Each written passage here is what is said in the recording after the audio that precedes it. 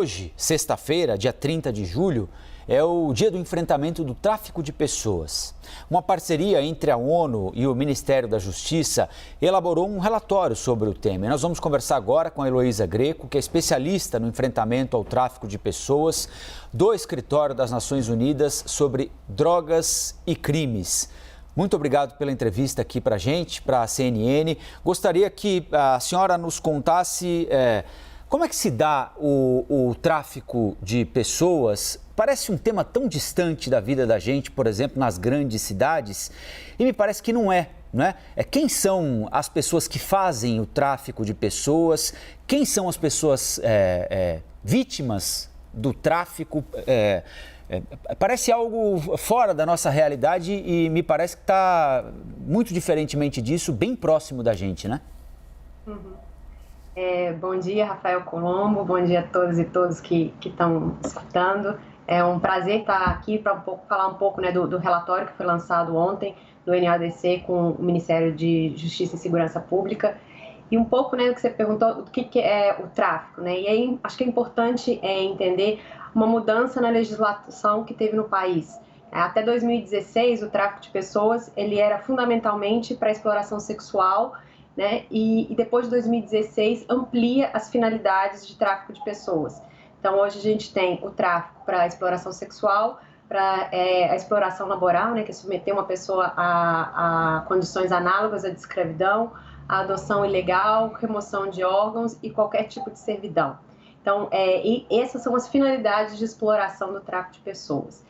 E alguns dados, né, que foram analisados nesse relatório indicam, por exemplo, isso que você falou, né, que parece que está distante, mas está próximo.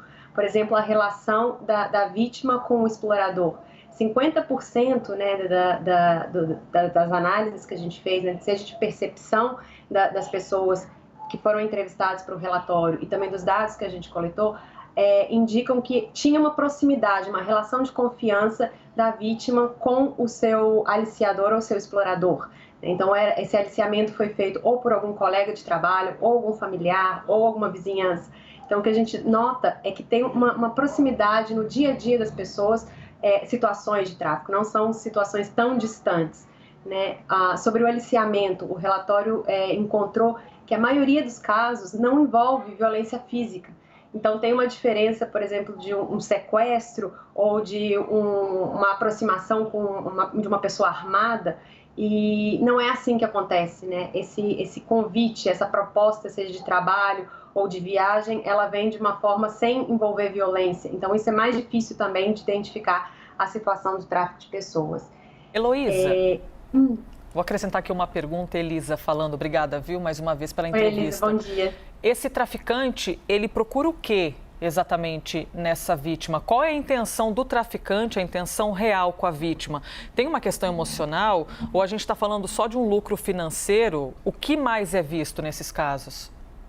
Uhum. O lucro financeiro é o principal benefício, né, que vai ser retirado, mas isso que você falou do envolvimento emocional, a gente também identificou a partir principalmente das entrevistas que a gente fez para elaborar esse relatório, né, que a gente conseguiu dados qualitativos para analisar com os dados quantitativos, que tem muitas vezes o envolvimento emocional, e isso tem relação com o que eu falei de proximidade, tem um vínculo de confiança entre o aliciador e o explorador com essa vítima. Então, muitas vezes também tem o que tem sido identificado de casamento serviço, né, de pessoas que utilizam do afeto para conseguir a confiança da família, isso principalmente em algumas situações com adolescentes, e aí conseguir esse envolvimento familiar para depois levar numa situação de exploração.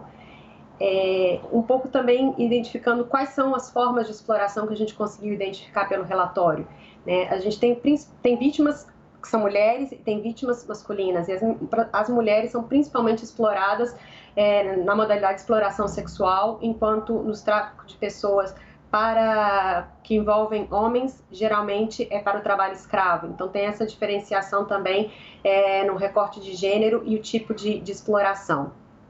E das outras modalidades a gente ainda não consegue fazer refinar tanto esse dado de acordo com o gênero e as outras finalidades de exploração, que são adoção ilegal, remoção de órgãos e qualquer tipo de servidão. Agora, Heloísa, quando há tráfico de carga, por exemplo, tráfico de drogas, né? Eventualmente há a condescendência de autoridades, de fiscais que podem fingir não ver o que está acontecendo em troca de algum benefício. Muitas vezes os traficantes, os bandidos, as quadrilhas, as organizações criminosas conseguem, né, do ponto de vista deles, obter sucesso na travessia de uma carga daqui para lá, seja por via marítima, via aérea, terrestre. Agora, movimentar sim uma pessoa ou pessoas, né, parece algo diferente. Como é que isso se dá? É preciso existir um grande conluio para conseguir tirar uma pessoa, por exemplo, de um país ou de um estado e levá-la contra a própria vontade ou às vezes enganada, como você lembrou, para um outro estado ou para um outro país. Me parece que tem de haver um nível de... É uma complexidade, tem de haver um nível de condescendência, de corrupção maior do que qualquer outra coisa, né? Porque a pessoa fala, a pessoa diz, a pessoa reclama, a pessoa emite sinais físicos, emocionais de que alguma coisa está acontecendo, né? Uhum. É interessante isso que você perguntou, porque aí também tem as diferenças, né? A gente tem o tráfico internacional e o tráfico interno. No relatório a gente identificou que no tráfico internacional, aí sim envolve uma organização um pouco maior, necessitam mais estratégias para retirada ou trazer uma pessoa para dentro do país. Aí necessitam documentação, seja falsa ou seja legal também, que a pessoa traficada ela pode entrar no país ou sair de forma regular e ainda assim sofrer uma situação de exploração. E aí precisa de um contato no outro país, então dá indícios de que envolve uma estrutura maior. Mas no tráfico interno, pelo que o relatório identificou, não necessita uma estrutura tão grande. E aí que eu acho que está a grande questão de trazer como esse delito está mais perto da gente, que não necessariamente vai envolver uma grande organização criminosa, como muita gente imagina. Isso pode ser um convite de uma pessoa, de um conhecido, que fala que tem uma boa oportunidade de trabalho em algum local, e aí o trabalhador se desloca de um estado para o outro, e é uma situação de exploração. Vai terminar possivelmente uma situação de exploração. E aí tem um outro fator também, que eu acho que é importante dizer, do principal fator de risco que foi identificado no relatório para o tráfico de pessoas é a vulnerabilidade socioeconômica. Então, alguns casos de tráfico para trabalho escravo, muitas vezes nem se utiliza do engano. O que isso quer dizer? Que uma pessoa em uma situação de vulnerabilidade socioeconômica acaba aceitando uma situação de exploração porque não tem nenhuma outra oportunidade. Então, isso torna ainda mais complexo entender o tráfico, que é isso, quando não há um engano, né, o explorador, o aliciador, ele abusa dessa posição de vulnerabilidade dessa pessoa, né, então não envolve tanto uma organização criminosa tão grande como, né, pode dar, entendeu? Às vezes até mesmo aparecem em filmes, né, tem essa estrutura grande, mas também tem uma estrutura muito menor que funciona muito mais perto, em situações muito mais cotidianas.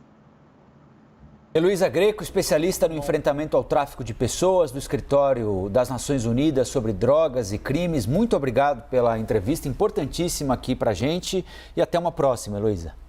Obrigada, eu que agradeço a oportunidade.